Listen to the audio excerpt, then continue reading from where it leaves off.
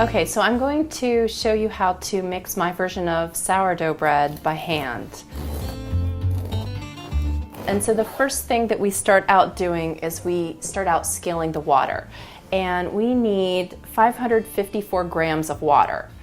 And so I'm gonna tear this scale. My water is at 73 degrees, and I want my dough temperature to be 76 degrees when I'm done. And so my water is a little cooler than the final desired dough temperature, only because I'm going to be kneading the dough and adding a little bit of heat in. So I'm going to scale out 554 grams of water. Perfect. Now, the next ingredient in sourdough bread is a sourdough starter.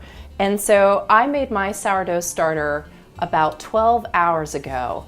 And so it's been growing overnight. And so if you can see the bubbles on the surface of the sourdough starter, and they're starting to get frothy and form little valleys, and that's a perfect sign of ripeness. And this sourdough starter is made from a percentage of 125% water to 100% flour, and then a very, very small amount of existing sourdough starter. So I think that my sourdough starter was about 25 grams of sourdough starter, and then about 300 grams of flour, and then the equivalent, take 300 grams times 1.25 to get the equivalent amount of water. And to check to make sure that your sourdough is ready to use, you want to do what is called a float test. And we'll use the water that we haven't scaled to do the float test. So wet your fingers so that the dough doesn't stick to your fingers. And then you're going to take a little bit of the dough, and it should float on the top. And that's an indication that it's right, because what happens when you're making the sourdough starter is the natural yeasts are fermenting and they're producing carbon dioxide. And so the sourdough starter is filled with carbon dioxide and also alcohol, and it's the carbon dioxide that's causing the dough to float to the top. So that's a sign that your sourdough starter is ready to go. And so we're going to scale out 405 grams, or about 40% of the weight of the flour. And we can just 405 grams. And see how it's floating? That's perfect. That's exactly what you want. Perfect. Okay, so you're going to take your liquid ingredients and you're going to add them to 900 grams of bread flour and 120 grams of rye flour. And this is a stone ground rye flour, and so you can see the speckles of the flour, and I think that that's really beautiful and adds a really beautiful flavor and substance to the bread. So what I do is I sort of combine the two flours, and then I'm going to make a well, and I'm going to pour the sourdough starter and the water into the center.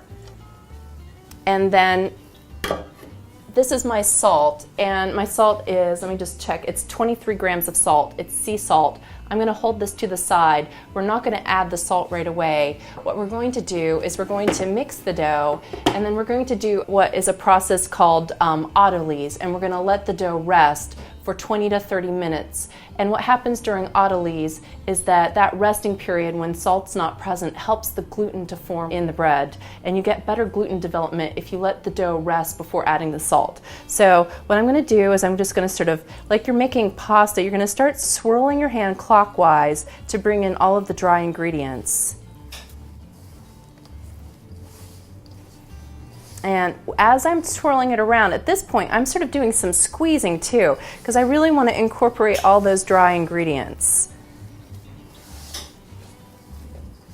And I have one hand in the dough and one hand is sort of on the outside of the bowl, and I always try to keep my left hand clean. And I'm really going to try to work the dough to really get all of the dry incorporated. And right now it looks like a shaggy mess, but if we keep working it, we can incorporate all of the dry ingredients. And I think at this point I'm just going to get both hands in there to really bring up those dry ingredients.